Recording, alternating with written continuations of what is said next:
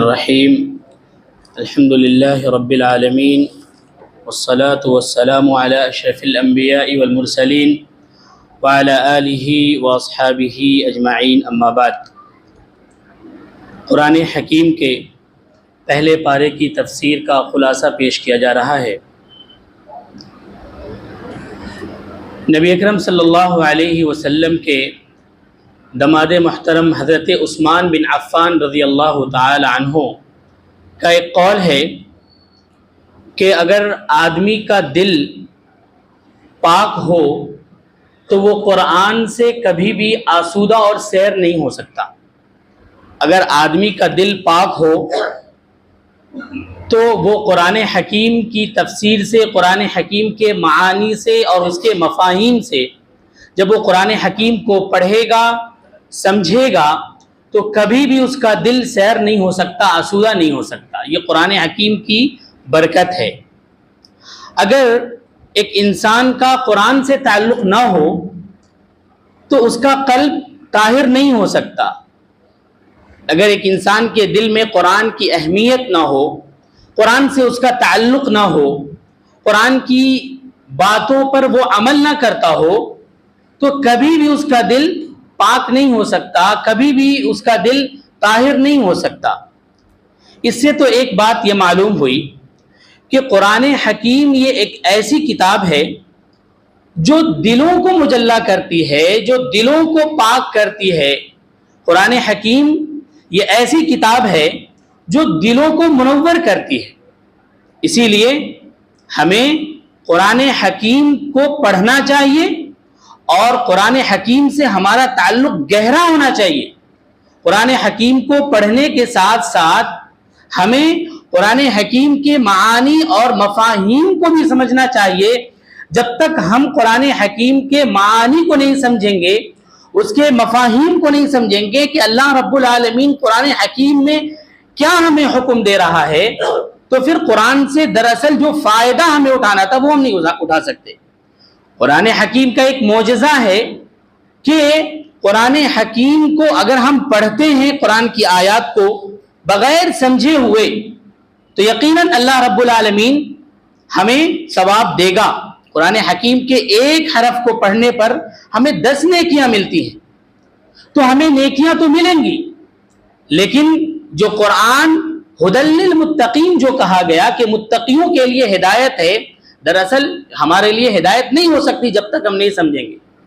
ایسے بہت سارے لوگ موجود ہیں جو قرآن حکیم کو تو پڑھتے ہیں لیکن دراصل وہ ہدایت پر نہیں ہیں، ان کے عقائد درست نہیں ہیں، وہ صحیح قرآن، صحیح حدیث اور صحابہ کرام کو جو طریقہ ہے اس کو وہ فالو نہیں کر رہے۔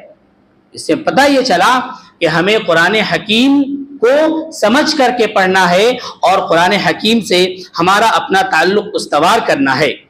تو ہر شخص یہ جانتا ہے کہ اگر آدمی کا دل اچھا ہو جائے تو پھر اس کے خیالات اچھے ہو جاتے ہیں، اس کے افکار اچھے ہو جاتے ہیں، اس کے اخلاق، عادات اور اطوار اچھے ہو جاتے ہیں۔ تو اگر دل ہمیں پاک کرنا ہے، دل اگر ہمیں طاہر کرنا ہے، تو ہمیں اپنا تعلق قرآن سے گہرا کرنا ہوگا، قرآن سے ہمارا تعلق مضبوط کرنا ہوگا۔ آج بہت افسوس کی بات ہے، یہاں اتنے سارے لوگ بیٹھے ہوئے ہیں، قرآن حکیم کو بہت سارے لوگ تو پڑھنا جانتے ہیں، لیکن افسوس کی بات یہ ہے کہ بہت سارے ایسے لوگ بھی یہاں موجود ہیں جو پورے سال میں کبھی قرآن کھول کر کے بھی نہیں پڑھے، قرآن حکیم کو پڑھنا تک نہیں جانتے، معنی اور مفہوم کو سمجھنا تو بہت دور کی بات ہے۔ اگر یہ بہت افسوس کی بات ہے، قرآن حکیم ایسی عظیم کتاب جس کو اللہ رب العالمین نے ہم انسانوں کی ہدایت کے لیے نازل کیا، اور ہم اس سے اتنے غفلت کے شکار ہیں کہ ہم قرآن حکیم کو پڑھتے تک نہیں اور سمجھتے تک نہیں۔ اسی لیے ہمیں قرآن حکیم سے اپنا تعلق جوڑنا ہوگا تاکہ ہمارا دل پاک ہو، اور جب ہمارا دل پاک ہو جائے گا تو ہمارے افکار، خیالات، عادات، اطوار، اخلاق یہ سب اچھے ہو جائیں گے۔ اسی طریقے سے اس میں قرآن حکیم کی شروعات سورہ فاتحہ سے ہوتی ہے۔ قرآن حکیم کو شروع کرنے سے پہلے اعوذ باللہ من الشیطان الرجیم پڑھنا ضروری ہے۔ بہت سارے لوگ قرآن کھولتے ہیں اور اس کے بعد بسم اللہ پڑھے شروع کر دیے، نہیں، بسم اللہ ضروری نہیں ہے پڑھنا۔ قرآن حکیم اگر آپ کھول رہے ہیں تو اعوذ باللہ من الشیطان الرجیم پڑھنا ضروری ہے۔ اللہ رب العالمین سورہ نحل میں ارشاد فرماتا ہے فَإِذَا قَرَأْتَ الْقُرْآنَ فَاسْتَعِذْ بِاللَّهِ، جب تم قرآن کو پڑھنا شروع کرو تو شیطان مردود سے پناہ طلب کرو۔ ایسا کیوں شیطان سے ہمیں پناہ طلب کرنا ہے؟ اس لیے کہ شیطان یہ نہیں چاہتا کہ اللہ کے بندے قرآن حکیم کو پڑھیں۔ کیوں؟ اس لیے کہ اللہ رب العالمین نے اس قرآن مجید میں شیطانوں کے پول کو کھول دیا ہے۔ شیطان کن کن طریقوں سے اللہ کے بندوں کو گمراہ کرتا ہے، کن کن طریقوں سے اللہ کے بندوں کو گمراہ اور غلط راستوں پہ چلا کر جہنم تک لے کر کے جاتا ہے، ان ساری چیزوں کو اللہ رب العالمین نے قرآن مجید میں بیان کیا۔ اس لیے شیطان کبھی نہیں یہ چاہتا کہ آپ قرآن حکیم کو پڑھیں۔ اسی لیے قرآن حکیم کو جب آپ پڑھنا شروع کریں تو سب سے پہلے شیطان سے مردود سے پناہ طلب کریں، اعوذ باللہ من الشیطان الرجیم۔ اس کے بعد آپ بسم اللہ بھی پڑھ سکتے۔ اور اعوذ باللہ اور بسم اللہ کے بارے میں یہ بات ہے کہ قرآن حکیم شروع کرنے سے پہلے اعوذ باللہ پڑھنا ہے، بسم اللہ کے بارے میں آپ کو اختیار ہے۔ البتہ قرآن حکیم پڑھتے پڑھتے کوئی سورت اگر بیچ میں شروع ہو گئی تو اعوذ باللہ نہیں پڑھنا ہے، ہمیں بسم اللہ پڑھ کے پھر وہاں سے شروع کرنا ہے۔ اس میں اللہ رب العالمین سورہ فاتحہ کے اندر جو سب سے پہلی آیت ہے الحمدللہ رب العالمین، تمام تعریفیں اللہ رب العالمین کے لیے ہے۔ اللہ تعالیٰ نے کہا کہ اے میرے بندو، میرے احسانات، میری عطائیں اور میری نعمتیں تم انسانوں کے اوپر اتنی زیادہ ہے کہ اگر تم چاہو شمار کرنا تو شمار نہیں کر سکتے۔ میری نعمتیں اتنی زیادہ ہے کہ اگر تم اس کا شکریہ ادا کرنا چاہو تو تم شکریہ ادا نہیں کر سکتے۔ تو پھر اللہ تعالیٰ نے انسانوں کو یہ شکریہ کے کلمات اللہ رب العالمین نے دیے کہ تم ادا تو نہیں کر سکتے، میری نعمتوں کو شمار تو نہیں کر سکتے، لیکن پھر بھی تم یہ کلمات کے ذریعے سے شکریہ ادا کرو، الحمدللہ رب العالمین۔ اے اللہ، ساری تعریفیں تیرے لیے ہیں، ساری تعریفیں جس کے اندر ساری کی ساری چیزیں آ گئیں، اللہ رب العالمین کی تعریف کرتے ہیں آپ، الحمدللہ رب العالمین۔ اس کے بعد دوسری آیت الرحمن الرحیم، اس میں الرحمن الرحیم یہ اللہ تعالیٰ کی ایسی صفت ہے جو قرآن حکیم میں تنہا نہیں ہے، کہیں پر بھی الرحمن کر کے کسی صفت کے ساتھ اللہ رب العالمین نے نہیں بیان کیا، بلکہ ایک ہی صفت ہے الرحمن الرحیم۔ الرحمن کے ساتھ الرحیم یہ ایک صفت ہے اللہ رب العالمین کی۔ رحمان اور رحیم کے بارے میں یہ بات آتی ہے کہ اللہ رب العالمین رحمان ہے اپنے تمام بندوں کے اوپر، کیونکہ رحمان کا معنی بھی ایک ہی ہے اور رحیم کا بھی معنی ایک ہی ہے کہ اللہ تعالیٰ رحم کرتا ہے اپنے بندوں کے اوپر۔ تو اللہ تعالیٰ رحمان ہے اپنے ان تمام بندوں پر جو فرما بردار ہو اور جو نافرمان ہو، جو کافر ہیں، جو مشرک ہیں، اللہ تعالیٰ ان کے اوپر بھی مہربان ہے، اور جو مومن ہیں، جو فرما بردار ہیں، ان کے اوپر بھی اللہ تعالیٰ رحمان ہے۔ اور رحیم یہ خاص ہے مومنوں کے لیے، اللہ تعالیٰ رحمان ہے مومنوں کے لیے اور اللہ تعالیٰ رحیم بھی ہے مومنوں کے لیے۔ ان دونوں صفتوں میں فرق یہ ہے کہ کل قیامت کے دن جب ساری انسانیت وہاں کھڑی ہوگی تو اللہ تعالیٰ کافروں کے اوپر رحمان نہیں ہوگا، کافروں کے اوپر نہیں بلکہ مومنوں کے اوپر اللہ تعالیٰ رحم کرے گا، رحمان بھی ہے اور رحیم بھی ہے۔ آپ اس دنیا میں دیکھیے اللہ تعالیٰ بارش نازل کرتا ہے تو کیا وہ بارش صرف مومنوں کے کھیت میں اس کا پانی جاتا؟ نہیں، بلکہ سارے لوگ اس سے سیراب ہوتے ہیں۔ اللہ تعالیٰ رحمان ہے اپنے سارے بندوں پہ، اور رحیم یہ اللہ تعالیٰ خاص مومنوں کے اوپر اللہ تعالیٰ کا یہ رحم ہے۔ اسی طریقے سے اس میں یہ بات کہی گئی کہ رحمان کے بارے میں ایک بات آتی ہے کہ عربی زبان میں رحمان یہ فعلان کے وزن پر ہے، اور رحمان جب فعلان کے وزن پہ یا کوئی بھی ورڈ فعلان کے وزن پہ آتا ہے تو اس کے معنی میں آخری انتہا ہو جاتی ہے، اس کے اوپر کوئی چیز نہیں ہے۔ تو اللہ تعالیٰ رحمان ہے اپنے بندوں کے اوپر، گویا کہ اللہ کی رحمت کی انتہا، یعنی اللہ تعالیٰ اپنے تمام بندوں پر اپنے رحمت کی انتہا کی حد تک اللہ تعالیٰ رحم کرتا ہے اپنے بندوں پر۔ یہ اللہ تعالیٰ کا احسان اور کرم ہے اپنے تمام بندوں کے ساتھ کہ اللہ تعالیٰ ہر حال میں، چاہے آپ اللہ کی نافرمانی کریں، چاہے آپ اللہ کے رسول صلی اللہ علیہ وسلم کی نافرمانی کریں، اللہ تعالیٰ پھر بھی آپ کے اوپر رحم کرتا ہے۔ اتنا رحم کرتا ہے اللہ تعالیٰ اپنے بندوں کے اوپر، لیکن آج انسانوں کی حالت یہ ہے کہ اللہ تعالیٰ کے احکام کو بھلا دیے، اللہ تعالیٰ کے فرامین پر عمل نہیں کر رہے، صبح و شام اللہ تعالیٰ کی نافرمانی کر رہے، پھر بھی اللہ تعالیٰ آپ کو ڈھیل دے رہا ہے، پھر بھی اللہ تعالیٰ آپ کو مصیبتوں میں گرفتار نہیں کر رہا، اللہ تعالیٰ مہلت دے رہا ہے کہ آپ اپنی اصلاح کر لیں۔ یہ سارے لوگوں کے لیے ہے، چاہے وہ کافر ہو چاہے وہ مومن ہو، سارے لوگوں کو اللہ تعالیٰ مہلت دیتا ہے کہ اگر آپ کے اندر کوئی کمی ہے تو آپ اپنی اصلاح کر لیں، اللہ تعالیٰ رحم و کرم کا معاملہ کرتا ہے۔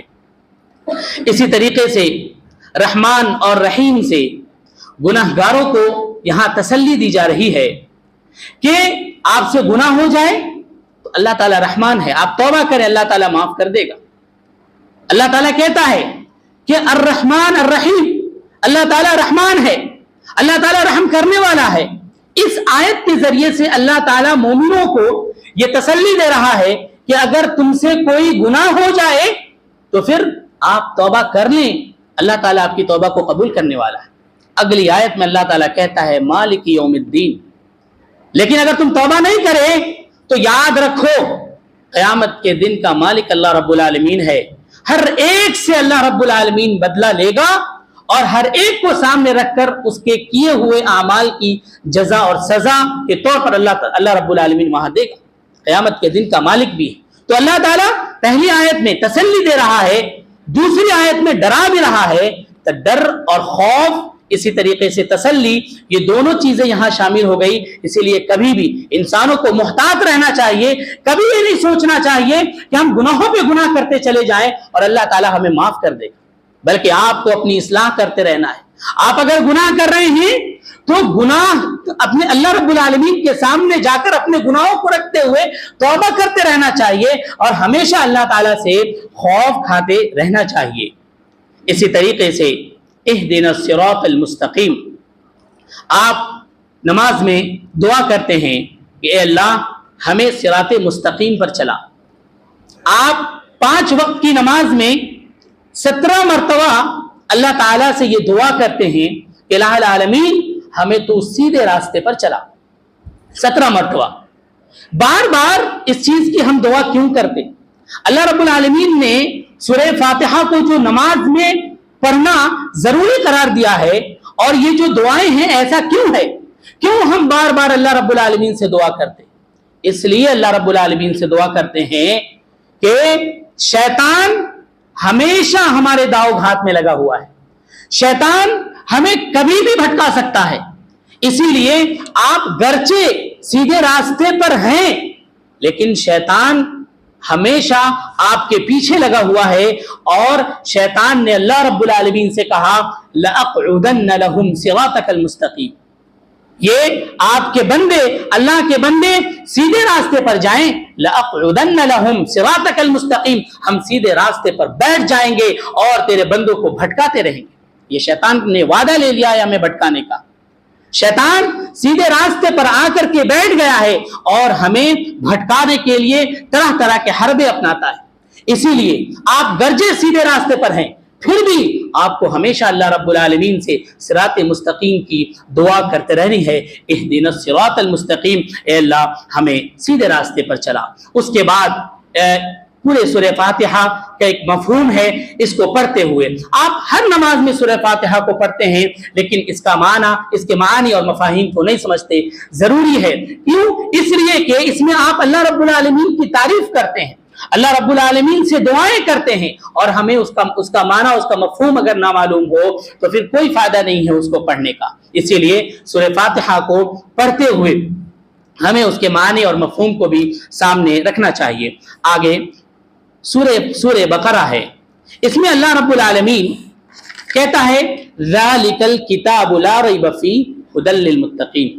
قرآن حکیم کے متعلق اللہ رب العالمین کہتا ہے یہ کتاب، اس کتاب کے اندر کوئی شک نہیں ہے، ھدی للمتقین، اور متقیوں کے لیے ہدایت ہے۔ اللہ رب العالمین نے سیدھے کہہ دیا متقیوں کے لیے ہدایت ہے۔ کہاں ہدایت ہے؟ متقیوں کے لیے دنیا میں بھی ہدایت ہے اور آخرت میں بھی ہدایت ہے۔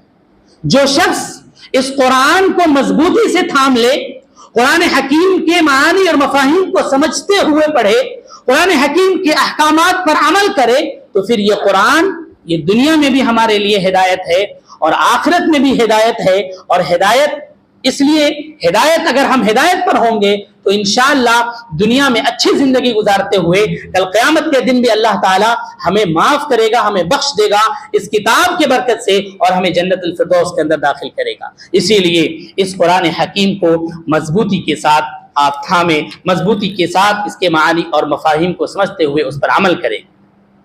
اس کے بعد اللہ تعالیٰ متقیوں کی 3 صفت یہاں بیان کر رہا ہے، الذین یؤمنون بالغیب وَيُقِيمُونَ الصَّلَاةَ وَمِمَّا رَزَقْنَاهُمْ يُنْفِقُونَ۔ 3 صفتیں اس کے اندر بیان کی گئی کہ مومن لوگ غیب پر ایمان لاتے ہیں، غیب پر ایمان لاتے ہیں، اس کا تعلق دل سے ہے۔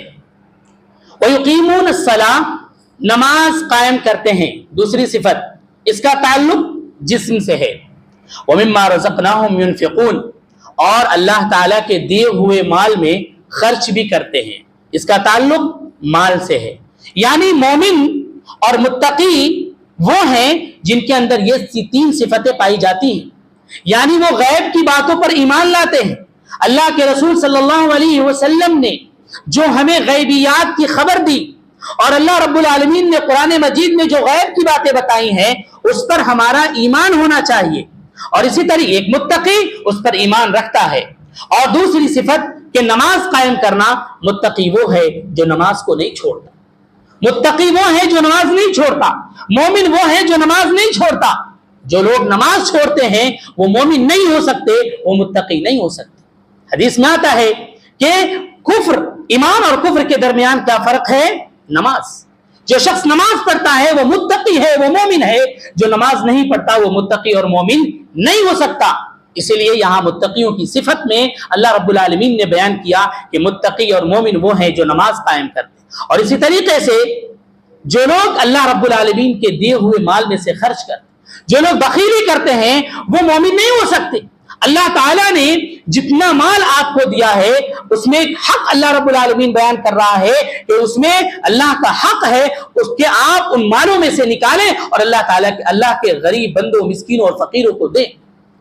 تو یہ مومن کی صفت ہوتی ہے، بخیلی مومن کی صفت نہیں ہے، بخیلی مومن کی صفت نہیں ہے۔ اسی لیے ہمیں اپنے دل کو کشادہ کرنا ہے۔ اللہ نے اگر آپ کو 100 روپے دیے ہیں، آپ 2 روپے، 5 روپے، 10 روپے بھی آپ دیں، لیکن دیں، آپ سائل کو جھڑکے نہ، سائل کو واپس نہ کریں۔ اللہ کے رسول صلی اللہ علیہ وسلم کبھی کسی سائل کو واپس نہیں کرتے تھے۔ تو یہ مومن کی 3 صفتیں یہاں بیان کی گئی ہیں۔ اس کے بعد اللہ تعالیٰ آگے ارشاد فرماتا ہے والذین یؤمنون بما انزل الیک وما انزل من قبلک، کہ یہ وہ لوگ ہیں جو اللہ تعالیٰ نے جو یہ کتاب نازل کی ہے اس پر ایمان لاتے ہیں، اور جو پچھلی کتابیں ہیں اس کے اوپر بھی ایمان لاتے ہیں۔ یعنی یہ قرآن حکیم، اس کے اوپر ہم ایمان تو لاتے ہیں، اور اس کے بعد جو پچھلی کتابیں، آسمانی کتابیں ہیں، اس پر بھی ہم ایمان لاتے ہیں۔ دونوں میں فرق یہ ہے کہ ہم ان کتابوں پر ایمان تو لاتے ہیں لیکن عمل نہیں کرتے۔ اس کتاب میں، اس کتاب پر، قرآن حکیم پر ہم ایمان بھی لاتے ہیں اور اس کے بعد عمل بھی کرتے ہیں، یہ فرق ہے۔ اس کے بعد وَبِالْآخِرَةِ هُمْ يُوقِنُونَ، یہ مومن وہ لوگ ہیں جو آخرت پر ایقان رکھتے ہیں۔ آگے غیب کی جب بات آئی تو اللہ تعالیٰ نے ایمان کی بات کی کہ ایمان رکھتے ہیں، اور آخرت کی جب بات آئی تو اللہ تعالیٰ نے کہا یوقنون، ایقان رکھتے ہیں۔ تو ایمان اور ایقان میں کیا فرق ہے؟ اللہ نے آخرت کے بارے میں ایقان کہا، تو ایمان کہتے ہیں کسی ایسے شخص کو دیکھ کر جو بااعتماد شخص ہو، اس کی باتوں کو سن کر اس پر عمل کرنا یہ ایمان ہے. جیسا کہ ہم نے اللہ کے رسول صلی اللہ علیہ وسلم کے بیان کرتا باتوں پر ہم ایمان لاتے ہیں اور عمل کرتے ہیں, یہ ایمان ہے. اور ایقان کہتے ہیں کہ نہ دیکھی ہوئی بات کو اس طریقے سے مان لینا کہ جسے آپ دیکھ رہے ہیں. یعنی آخرت پر ہمیں ایسے یقین رکھنا ہے, ہم نے آخرت کو تو نہیں دیکھا لیکن ہمارا ایمان آخرت کے بارے میں ایسے ہے جیسے کہ ہم آخرت کو دیکھ رہے ہیں. یعنی اللہ تعالیٰ زور دے کر, تاکید دے کر یہاں بیان فرمایا کہ آخرت یقینی ہے اور تمام انسانوں کو آخرت میں جانا ہے, اللہ کے سامنے کھڑے ہونا ہے. اس پر اس طریقے سے آپ کو ایمان لانا چاہیے کہ جیسے کہ آپ آخرت کو دیکھ رہے ہیں. اس کے بعد اللہ رب العالمین یہاں اگلی 7 نمبر کی آیت میں ارشاد فرماتا ہے, ختم اللہ علی قلوبہم وعلی سمعہم وعلی ابصارہم غشاوہ وَلَهُمْ عَذَابٌ عَظِيمٌ. اللہ تعالیٰ نے ان کے دلوں پر اور ان کے کانوں پر مہر لگا دی ہے اور ان کے آنکھوں پر پردہ ڈال دیا ہے, اس لیے ان کے لیے بڑا عذاب اللہ رب العالمین نے تیار کیا ہے. یہاں یہ ان کے عدم ایمان کی وجہ بیان کی گئی ہے کفار کی, کہ چونکہ کفر اور معصیت کے مسلسل ارتکاب کی وجہ سے ان کے دلوں سے قبول حق کی استعداد ختم ہو جاتی ہے. یعنی ایک انسان جو گناہ کا کام کرتا ہے, اگر آپ ایک گناہ کرتے ہیں آپ کے دل پر ایک سیاہ دھبا لگ جاتا ہے. اگر آپ نے اللہ رب العالمین سے توبہ نہیں کی تو پھر وہ دھبا رہ جاتا ہے باقی. پھر آپ جو دوسرا گناہ کرتے ہیں پھر سے دھبا لگتا ہے, تیسرا گناہ کرتے ہیں پھر سے دھبا لگتا ہے. اس طریقے سے ایک انسان جب گناہ مسلسل کرتا چلا جاتا ہے تو اس کے دل سیاہ ہو جاتے ہیں, اس کے دل سیاہ اور کالے پڑ جاتے ہیں. اور ایسے دل کے بارے میں اللہ رب العالمین نے کہا کہ ان کے دلوں پر اور کانوں پر اللہ تعالیٰ مہر لگا دیتا ہے. جب ایک انسان گناہوں پہ گناہ کرتا چلا جاتا ہے, نافرمانیوں پہ نافرمانی کرتا چلا جاتا ہے, تو اللہ تعالیٰ ان کے دلوں پر مہر لگا دیتا ہے. اور جب دلوں پہ مہر لگ جائے تو پھر یاد رکھیں آپ کے سامنے حق بات آنے کے بعد بھی آپ قبول نہیں کرتے. ایسے بہت سارے افراد موجود ہیں کہ آپ جب ان کو صحیح بات بتانے جائیں تو وہ طرح طرح کی دلیلیں دیں گے اور طرح طرح کی باتیں کریں گے اور قرآن کی, حدیث کی اور حق کی باتیں قبول نہیں کریں گے. گویا کہ اللہ نے ایسے لوگوں کے دلوں پر مہر لگا دی ہے. کیوں؟ اس لیے کہ ان کا دل آلریڈی سیاہ ہو چکا ہے, اسی لیے وہ حق کی بات کو قبول نہیں کرتے.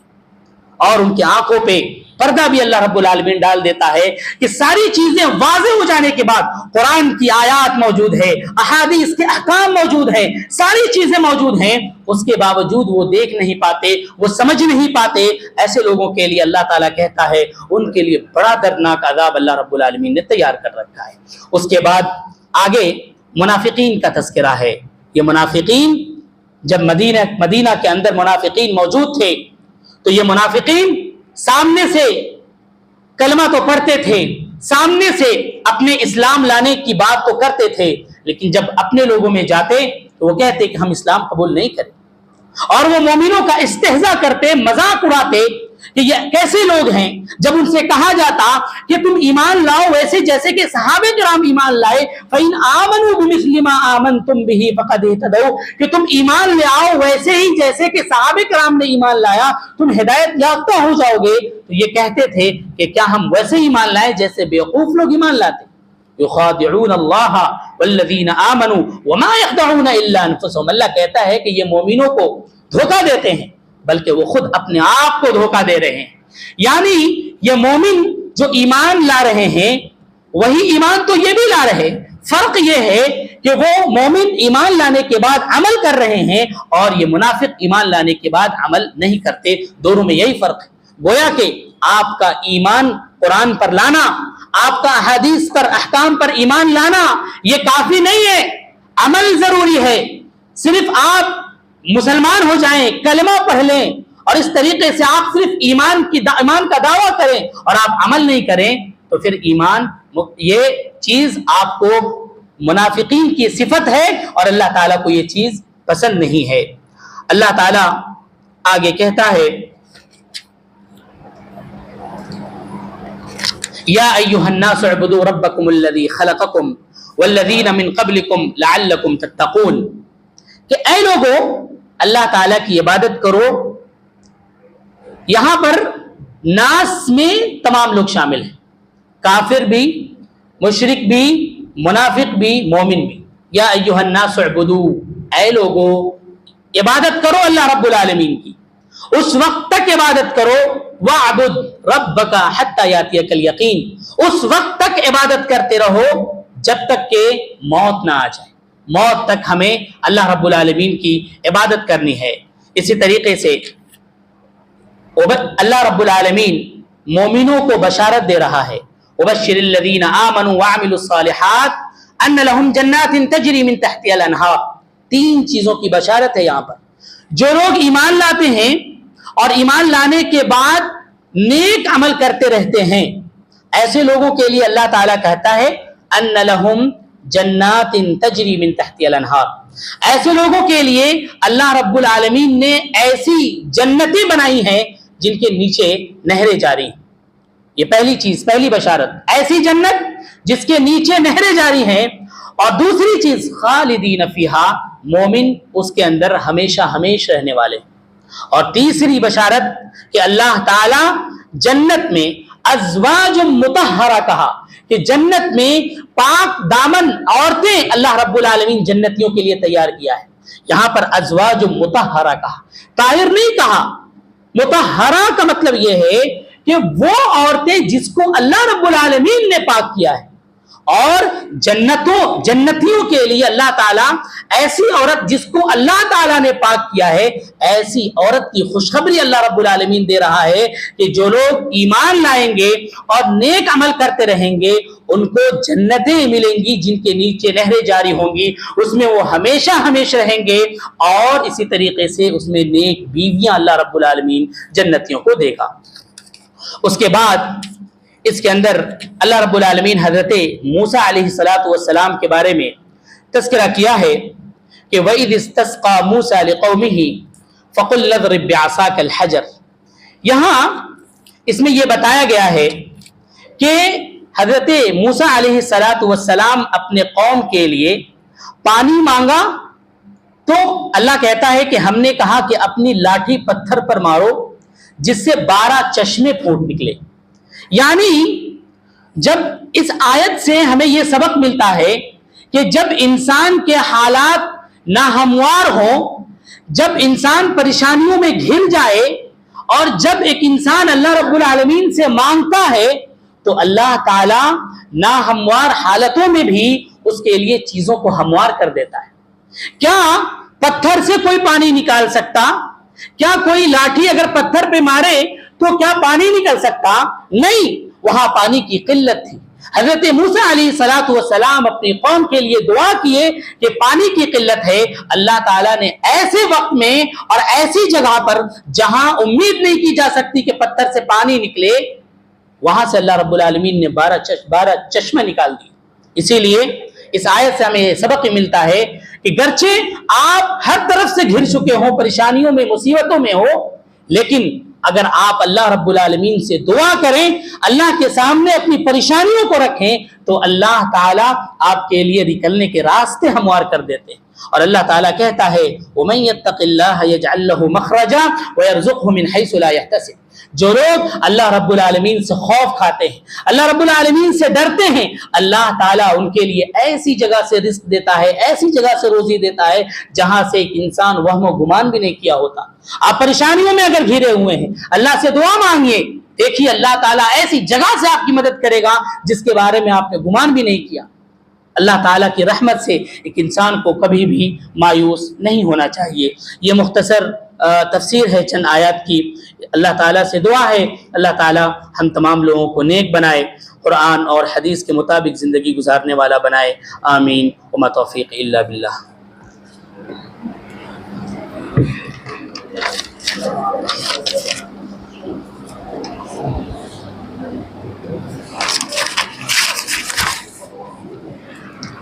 السلام علیکم۔